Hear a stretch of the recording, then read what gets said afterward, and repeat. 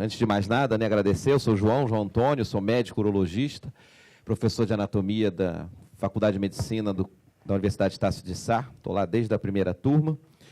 E também tenho um carinho muito grande pela minha escola de origem, que é o UFRJ, onde eu me graduei e fiz o meu mestrado. Tem alguns colegas aqui presentes. Bom revê-los. Aprendi muito com eles. Agradecer, né, ao convite que foi feito para participar desse evento, também ao voto de confiança, né, do Grupo GEM. A gente já tem uma parceria aí de mais de 10 anos, como autor da instituição. Então, obrigado mais uma vez aí pelo voto de confiança. E, na verdade, a gente aqui vai bater um papo, né, de como botar em prática aquilo que o Silvio brilhantemente expôs para a gente, né? Então, como a gente pode trazer metodologias ativas de ensino para o nosso cenário de anatomia, uma disciplina muitas vezes tão tradicional, né, e tão complexa como é a anatomia humana.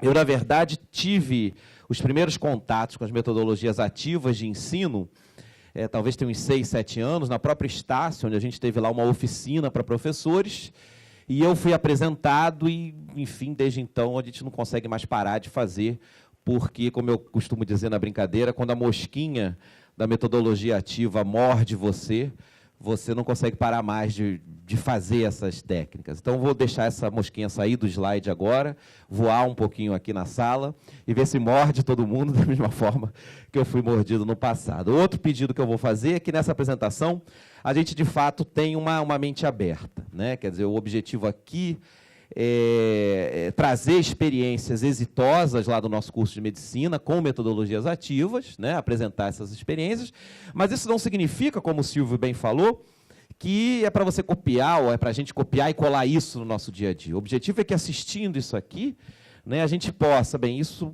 é legal, isso talvez entra na minha realidade, lá na minha faculdade, ou eu posso mudar isso que ele está falando e aplicar isso no meu cenário lá de aula prática, porque foi assim que eu fiz, né, quando fui participando de oficinas, o que se encaixava mais na nossa realidade. E, de forma alguma, também como o Silvio falou, o objetivo é fazer com que você pare de dar a aula que você sempre deu, não é essa a questão. Mas talvez você pudesse ter uma reflexão sobre as metodologias ativas e passar a inseri-las no seu dia a dia, talvez num fechamento de aula ou numa abertura de aula, acho que você vai ter uma chance muito maior de produzir aquilo que a gente quer no nosso cliente, né, no nosso produto final, que é o aluno, né? Quer dizer, o que você vai gerar para esse aluno de conhecimento naquelas 2 horas que você está lá falando com ele, se é só isso que importa, ou se você tem interesse que esse conhecimento que você passou, de fato, perdure para que ele possa exercer a vida profissional com aquele aprendizado que ele teve. Então, acho que esse que é o objetivo aqui, né? Gerar memória de longo prazo com aquilo que você ensinou. Eu até pego aqui a pirâmide do Silvio, que ele mostrou ali, da pirâmide de Dale e tudo mais, a gente percebe que a base e o extremo da pirâmide, né? Quer dizer, o menor percentual de retenção de conhecimento, quando você escuta aí uma palestra, e no extremo oposto, quando você ensina alguém alguma coisa. Então, quando você dá a palestra, então é aquela velha história, né?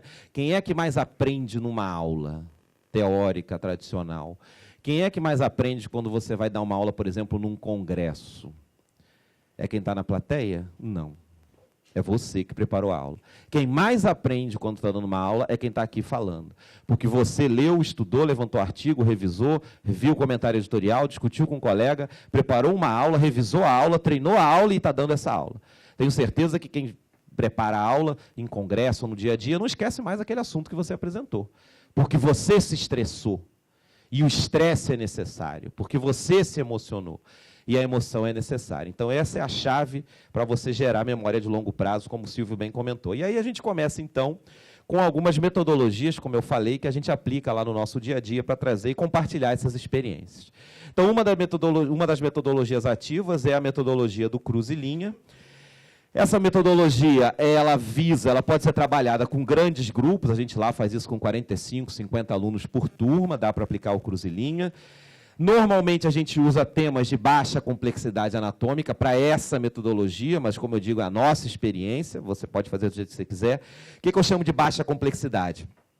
quantidade de informação pequena. Então, você teve uma aula, de repente, de cavidade oral, e depois usa um cruzilinha para discutir glândulas salivares. Você pode usar, por exemplo, cruzilinha para discutir vesícula biliar e anatomia das vias biliares. São temas de menor complexidade anatômica, então acho que encaixa bem nessa metodologia. Normalmente, essa metodologia leva a uma avaliação individual do aluno, e isso é importante, eu vou abrir um grande parênteses aqui. Não adianta, isso não sou eu que falo, né, os estudos mostram, ficar gerando metodologia ativa se a gente não tem um momento de avaliação desse aluno. Ah, porque aluno só funciona com nota? Não. Isso é uma verdade, mas por que é uma verdade? Não é porque o aluno é interesseiro, não é essa a questão, é porque a gente sabe, por estudos que mostram isso, que se a gente não gerar o tal estresse que o Silvio comentou, o estresse do bem, né? Não estou falando aqui de uma avaliação discursiva de 100 questões, não é isso que eu chamo de avaliação aqui, a gente vai ver isso na metodologia. Mas se você não tiver momentos de avaliação contínuos no seu dia a dia, você não gera interesse, você não gera aderência desse aluno, você não gera também memória de longo prazo. Então, todas elas vocês vão ver que são acompanhadas de algum tipo de avaliação. Aqui, no caso, avaliação individual. O aluno recebe uma nota individualmente.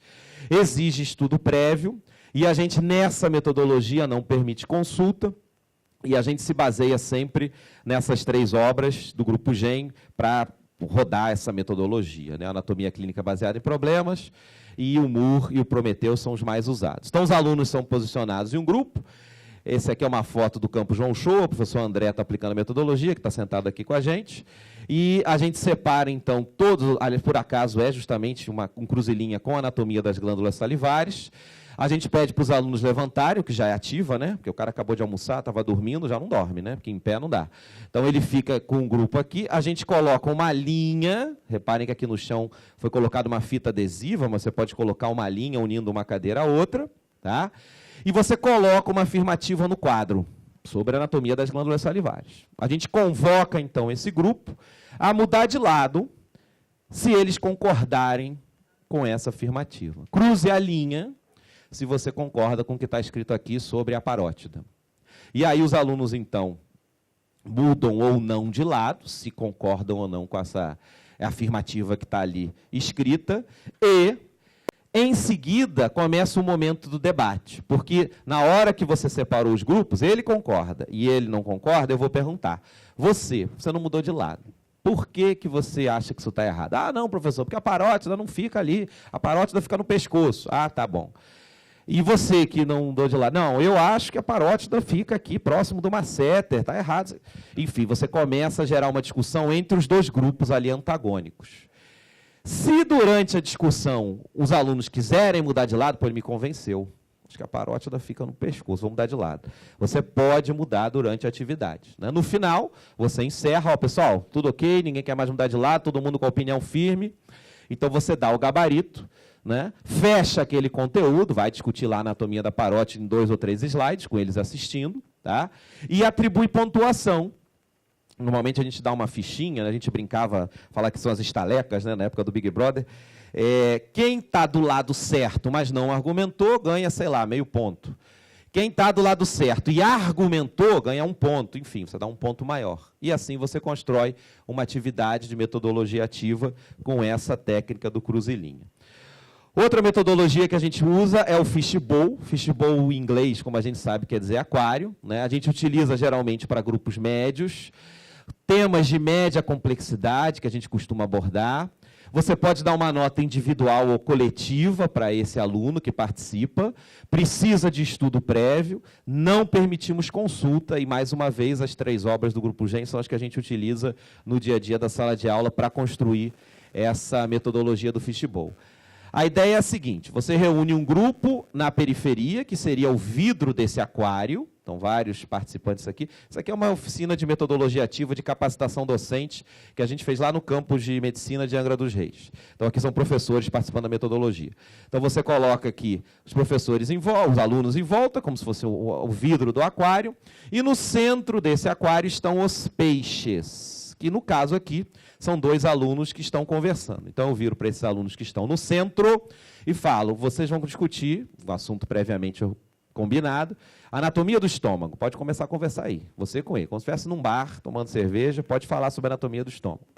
E eles começam a conversar. E a gente sempre deixa, para a metodologia funcionar, uma cadeira vazia.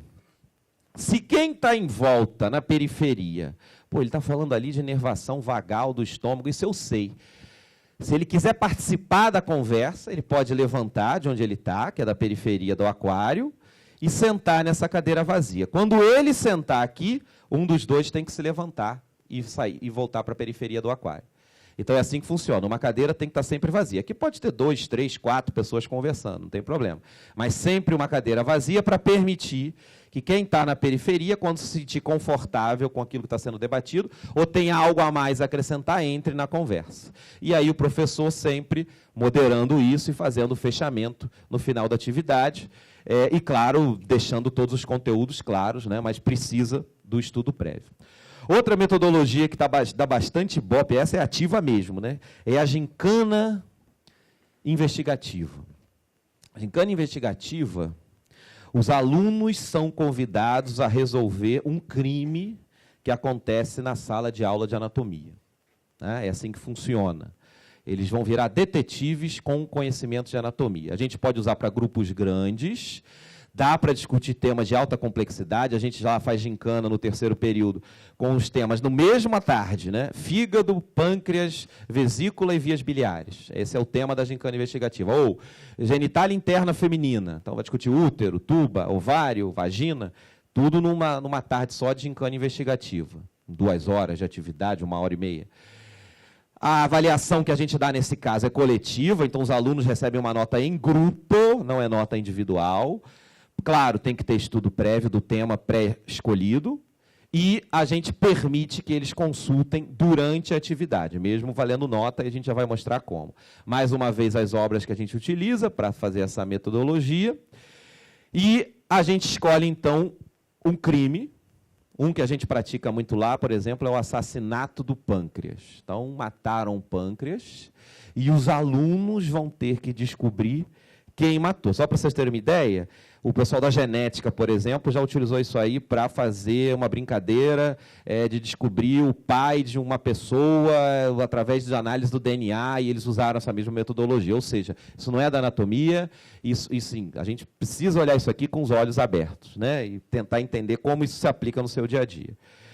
Aqui sou eu dividindo os alunos do lado de fora da sala, lá do campus João Shoa, da Estácio. Aqui eu tenho um grupo de detetives, 10 ou 12 alunos, aqui outro grupo e aqui outro grupo. Então, esse é um grupo que vai rivalizar com esse grupo, que vai rivalizar com esse grupo. Eles são grupos rivais tentando desvendar o crime, esses grupos de detetives aqui. A gente espalha várias pistas dentro da sala de aula. Então, aqui tem uma pista escondida dentro de um crânio de um esqueleto de plástico. Aqui um aluno procurando uma pista no ar-condicionado. E aqui uma pista solta debaixo do assento de uma cadeira. Isso tudo dentro da sala de aula. A gente pega esses grupos aqui e divide em subgrupos. Então, a gente agora vai entrar 3 alunos para desvendar uma pista, daqui a pouco entra mais 3 desse grupo e assim por diante, para irem desvendando as pistas que vão levar à resolução do crime. No final, com todas as pistas na mão, eles se reúnem e ficam lá tentando descobrir quem assassinou o pâncreas. Tá? A gente repara nessa cena que tem uma aluna consultando o celular e deve consultar o celular. Essa é uma metodologia que a gente recomenda que eles levem o celular, porque se ele quiser consultar o Google, ele fica à vontade. Se quiser consultar um livro da GEM durante a atividade, pode, um e-book, pode consultar, não tem problema. Pode abrir um caderno, não tem problema. A questão é que, para esse grupo de alunos, para esse grupo de detetives tirar nota máxima, ele tem que desvendar o crime primeiro. Então, quem desvenda primeiro o crime ganha 10. O segundo grupo, que já não demorou para desvendar o grupo, sei lá, ganha 7. E o terceiro ganha 5. Você estipula essas notas. Ou seja, reparem que mesmo, você está dando nota para o cara e deixa o cara consultar, e aí o cara não estudou. Se o cara não tiver um mínimo de estudo prévio, ele não vai conseguir ser o primeiro grupo a terminar o mistério. Então, aquela falsa impressão, né? Que você vai fazer prova da OAB. Ah, mas pode levar lá o Código Penal. Tenta achar lá em 2 horas ou 3 o artigo se você não estudou antes. Não acha. Se você não tiver um conhecimento prévio, um resumo, ter visto o livro, ter estudado o e-book, você se perde aqui. Então, essa aluna está consultando Esse é um exemplo de pista que eles recebem. Então, reparem que aqui tem duas informações nessa pista. Uma primeira pista é a pista principal, é a pista que ajuda a elucidar o crime. Então, nesse caso, por exemplo, a pista era a pista principal, para descobrir quem assassinou o Pâncreas. A arma do crime que matou o Pâncreas foi uma pedra. Então, na verdade, era um caso de pancreatite biliar, que a gente trouxe para a sala de aula, e aí aproveitou a situação para discutir a anatomia do pâncreas, ductos pancreáticos, vias biliares e até fígado. Tá? Então, essa é a informação que vai levar essa descoberta de quem assassinou o Pâncreas. E, para ir achando as pistas, o aluno também precisa de conhecimento de anatomia para descobrir, a segunda pista está em. Então, para achar onde está a pista dentro da sala de aula, ele precisa saber anatomia. Então, aqui um exemplo, esfíncter de saída do estômago, qual é? Piloro? Também acho. Piloro, está ali. Muito bem. Canal de saída da vesícula biliar, por onde é eliminada a bile. 5 letras mais 7 letras. Ducto cístico, também acho. Epônimo, aqui o epônimo caiu em desuso, a gente realmente não pratica, mas alguns epônimos, a gente que está no hospital vê que são usados, ninguém chama pelo nome anatômico, então até a título de curiosidade a gente informa para o aluno, não cobra na prova, mas informa. Epônimo utilizado para denominar o ducto pancreático acessório? Santorini. E aí você vai ver que vai formar na coluna achurada, onde está a próxima pista, lousa. A próxima pista está na lousa. Um quadro branco lá, pode procurar, e eles vão então procurar, e assim vai fazendo uma sequência para eles adivinharem. No final, o professor confere se todas as pistas foram feitas, preenchidas, se o mistério foi resolvido de forma adequada, e atribui a nota devida para eles. Outra metodologia ativa agora para a aula prática, que a gente tem usado há uns 2 anos em diversos campos de medicina aqui do estado do Rio, da Estácio. O uso de massa de modelar. Ele pode ser usado para grupos grandes, ele pode ser usado para discussão de temas de alta complexidade. Aqui não há uma avaliação. Na verdade, a massa de modelar é um complemento da bancada do anatômico. É para ser usado durante a aula prática de anatomia, que é o que a gente tem feito. Precisa de um atlas, como toda aula prática de anatomia, e claro que tem que ser consultado, né? Então a sugestão do Prometheus, que é o que a gente usa. E aí como é que é feito isso? O aluno, enquanto está estudando, por exemplo, aqui no caso, são alunos do campus de Angra dos Reis, coordenados pelo professor Henrique e professora Raquel, que estão sentados aí também, são solicitados a reproduzir ossos que eles acabaram de estudar. Aqui tem uma aluna tentando arduamente reproduzir um rádio em cima da bancada, com a massinha roxa. E a ideia aqui é a seguinte, ninguém aqui está formando artesão, ninguém aqui está avaliando capacidade manual. A ideia é que, quando ela acabou de estudar os acidentes ósseos do rádio, para facilitar a memorização, que a gente não vai ser hipócrita, a anatomia tem uma parte do conteúdo de decoreba mesmo, memorizar estruturas, não tem jeito.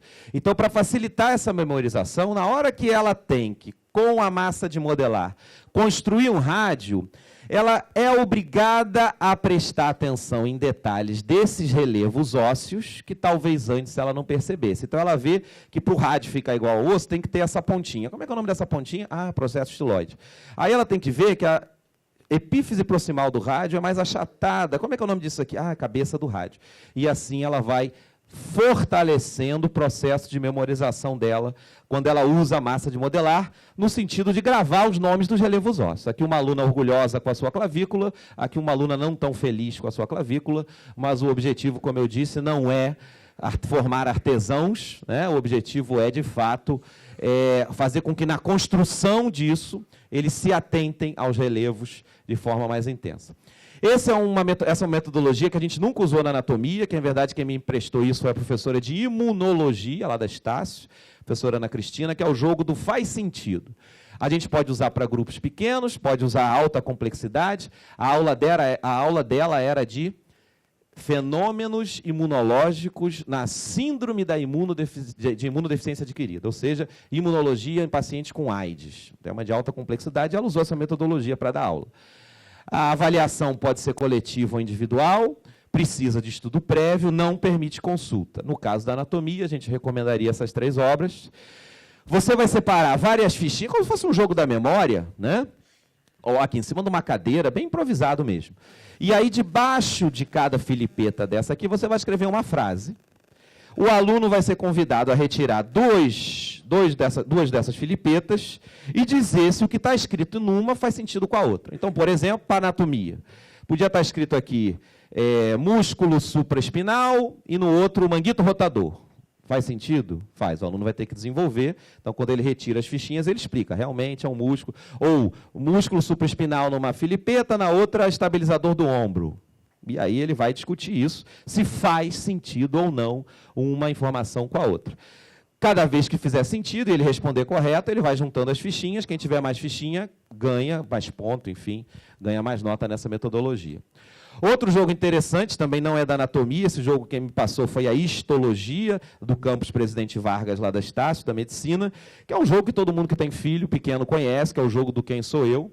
É um jogo que você pode fazer com grupos pequenos, temas de alta complexidade. A histologia usou para apresentar organelas celulares para os alunos.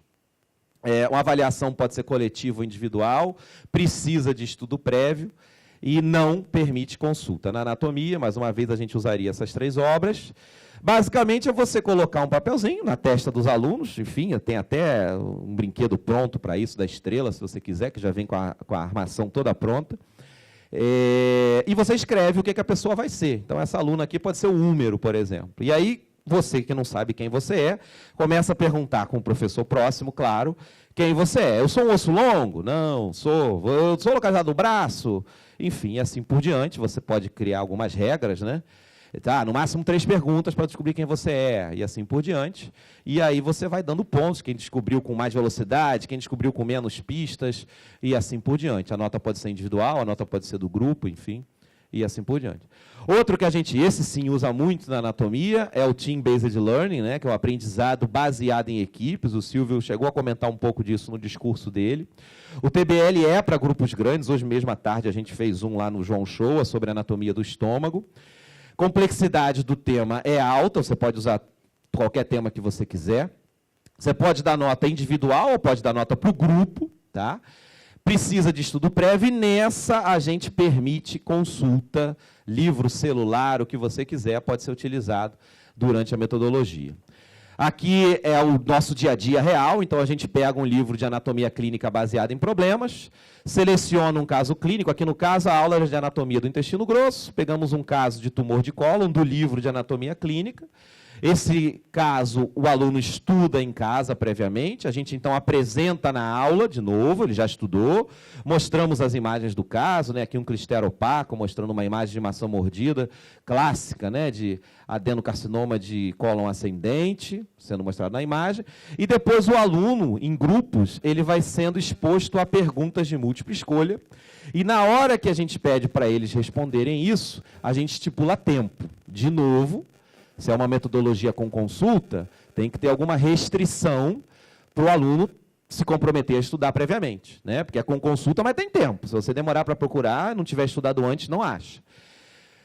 Esses alunos são divididos em grupos, né? Claro, pode consultar computador, celular, enfim, e aí você utiliza, como o Silvio já tinha mostrado, o celular de novo, como ferramenta para que ele responda. Hoje, o Silvio deu o exemplo do Kahoot, hoje à tarde a gente usou o Socrative, tem vários aplicativos, ou não, você pode fazer online se quiser, onde você pode fazer as questões de múltipla escolha, esse aluno responde através do celular, e você, professor, já recebe no final da atividade todas as notas dos alunos planilhadas no Excel. Recebe para você. Você manda para o seu e-mail no final da atividade, depois é só copiar e colar na planilha de notas do aluno, então deixa bem prático o dia a dia. Então, essa é a metodologia do TBL que a gente utiliza. E para encerrar, uma última metodologia aqui, podia falar de várias, se a gente fosse falar de metodologia, ia levar um fim de semana inteiro e nem ia acabar, porque são várias, enfim, aqui são as que a gente usa mais no dia a dia, que a gente quis trazer a experiência, que é a apresentação de casos clínicos, que é a questão da problematização. Ela é feita para grupos pequenos, a gente seleciona, como o Silvio falou, 3, 4, 5 alunos no máximo por grupo. Todas as nossas aulas de anatomia lá na Estácio, todas elas são com metodologias ativas e toda semana tem uma apresentação de caso clínico, pelo menos uma. E a gente sempre elege uma segunda metodologia para aquele dia. Então, hoje eu fiz lá apresentação de caso clínico, seguida de TBL. Foram 2 metodologias. Toda. A gente praticamente tem 2 conferências no semestre inteiro. Aula teórica tradicional. O professor sobe, aqui está o estômago. 2 no semestre inteiro. Todas as outras metodologias ativas que a gente já faz há alguns anos. Então, grupos pequenos. Complexidade do tema pode ser alta. A nota você pode dar para quem está apresentando individualmente ou para o grupo de apresentadores, ou até para a turma, se você quiser fazer uma pergunta surpresa no meio da aula e com o aplicativo de celular o aluno responder. Precisa de estudo prévio, não pode consultar. Aqui sim a gente se baseia muito no livro de anatomia clínica, que vai direcionar o aluno para essas 2 obras. Então, a metodologia segue algumas etapas. O grupo de alunos recebe um caso clínico, para estudar, para preparar para a apresentação. Esse caso clínico é tirado do livro de anatomia clínica baseado em problemas. Esse livro, não sei se vocês tiveram a oportunidade de observar, ele tem um caso clínico, perguntas, e ele diz aonde está a resposta para essas perguntas. E as respostas estão normalmente no Muro ou no Prometheus, com raríssimas exceções, são as 2 obras que a esse livro remete. Então, inclusive, esse livro aqui diz a página onde o aluno vai achar a resposta. Né? Então, melhor do que isso, impossível. Né? Diz a página onde está a resposta para a pergunta que a gente fez. O aluno tem que montar, então, uma apresentação de PowerPoint em cima desse conteúdo que ele estudou. Normalmente, a gente deixa um monitor treinado e capacitado por um professor para preparar essa apresentação, que é um momento que a gente chama de tutoria, que é feita à escala pelos responsáveis de monitoria. Rafael está aqui, do Presidente Vargas, o Dantas, o André, enfim, ajuda a gente, o Henrique lá de Angra. Então, eles capacitam os monitores para fazerem essa orientação, que o professor já treinou. Esse aluno, então, apresenta um caso clínico no dia e hora marcada, e o professor presente fecha esse conteúdo. Então, depois que o aluno acabou de apresentar, você faz as críticas. Olha, falou muito baixo, essa imagem está muito poluída, ficou faltando conteúdo, você não falou do nervo vago. O professor faz as críticas, uma banca mesmo. E depois ele levanta e fecha, no próprio slide dos alunos, ele dá a aula dele, reforçando o que o aluno acabou de falar, para não ficar nenhuma dúvida. Né? Então, essa é a metodologia. Estudo prévio, apresentação de aluno, fechamento do professor. Eu encerro conversando um pouco, então, sobre essa questão da trilha de aprendizagem, que a Juliana apresentou para a gente, que eu fiquei muito interessado, muito maravilhado com essa estratégia do Grupo GEM. Quer dizer, se você não tem tempo para fazer nada disso que a gente está fazendo aqui, ou se você ainda não está muito familiarizado com a prática, o Grupo GEM já fez isso para você. Não precisa fazer nada, está pronto aqui, é só aplicar. Né? O que é isso aqui? Essa tal da trilha de aprendizagem. Na verdade, é um roteiro para o docente, não é para aluno, que já vem pronto. Né? Claro que você vai dar o seu tempero, como qualquer receita, né? Que você faz na sua cozinha, mas ele vai te dar o passo a passo de como você executar, por exemplo, uma metodologia ativa com os seus alunos, se você tem interesse de começar ou aprimorar o que você já faz. Então, você recebe isso da GEM, o Grupo GEM que entrega isso para você, um roteiro. Então, você tem lá uma pré-aula, a aula vai ser de crânio. Então, olha, semana que vem, pessoal, vamos falar sobre a anatomia do crânio. Qual é a tarefa para casa para a semana que vem? Vocês, alunos, precisam assistir alguns vídeos que estão lá na plataforma GEM e estudar os conteúdos propostos abaixo. Isso tudo vem para o professor. Então, já diz qual é a aula que o aluno tem que assistir, você, professor, recebe tudo isso. E quais são as páginas dos livros que o seu aluno precisa estudar. Então, você dá esse kit pronto para ele. Ele só tem que dar uma olhada lá no Prometheus e no Moore para procurar o que está sendo pedido aqui, página a página, né? Todo o conteúdo. Aí chega o dia da aula, essa trilha de aprendizagem você também vai encontrar, enquanto professor, um questionário que você pode aplicar antes ou depois da aula, uma espécie de pré ou pós-teste, para motivar os alunos, gerar um estresse do bem, como o Silvio já comentou, e ajudar a fixar a memória. E aí você desenvolve a sua atividade naquele dia com conteúdo previamente já estudado. Você pode usar, inclusive em sala de aula, do Gani, mas eu particularmente prefiro esse. Muito melhor, né? Que é uma anatomia clínica baseada em problemas, né? Que eu tive a honra de escrever junto com o Silvio, Lúcia Pes e com o Rafael Prins, que está aí também. Então, para o aluno, então, discutir anatomia clínica em sala de aula, e a GEM também já dá para você, se o assunto é crânio, Já está lá os casos clínicos que você vai precisar aplicar em sala de aula. Está aqui, ó, pronto, não precisa ter trabalho. Está tudo pronto aqui. Né? E no pós-aula você também pode utilizar... Ah, não quero usar isso aqui em sala de aula. Em sala de aula eu vou fazer uma discussão, um seminário. Não tem problema. No pós-aula, você pede para ele, então, preparar esses casos e responder e trazer semana que vem. Aí você, como eu falei, você dá a pimenta que você quer dar. Não, isso vai virar uma prova que ele vai ter que trazer semana que vem, é uma nota que isso vai gerar. Então, aí você procura desenvolver. Na verdade, é uma metodologia chamada de sala de aula invertida, né? O aluno estuda antes e vem para discutir com você em sala de aula. Não tem uma aula formal. Você faz uma discussão, porque o conteúdo ele já teve que adquirir antes. E você faz um fechamento e depois um pós-aula. Esse que é o mote da trilha de aprendizagem do Grupo GEM. Espero ter sido útil. Esse é o meu e-mail. Se alguém quiser algum contato, estou às ordens. Muito obrigado mais uma vez.